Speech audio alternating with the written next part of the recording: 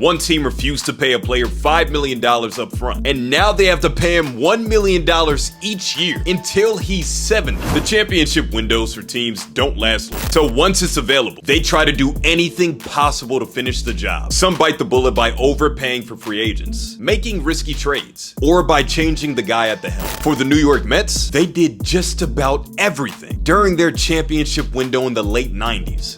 And it revolved around making a trade for one person, who, judging by his resume, wasn't bad at all. He made 6 All-Star games, won the Silver Slugger thrice, and just came from winning a World Series. The only problem though, the guy the Mets were planning to bring on was someone their fans already hated. But since the team desperately needed offense, Bobby Bonilla made his way back to New York after a disappointing 3-year run from 1992 to 1994, in which he was the highest paid player in the league. However, the same story happened again. Bonilla never played up to his contract and was in a logjam with up-and-coming stars in Roger Cedeno and Benny Agbenyani to try and make one final charge. The Mets released Bonilla and his $5.9 million salary to try and save cap space to sign another player. But instead of paying Bonilla the money he was owed immediately, they had another idea and cut a deal with Bonilla's camp. They stretched Bonilla's contract into installments. And unlike the usual setup where guys get paid a fraction of their salary the next 3 to 5 years, Bonilla's deal had an annual interest every year from 2011 to 2035, making him $30 million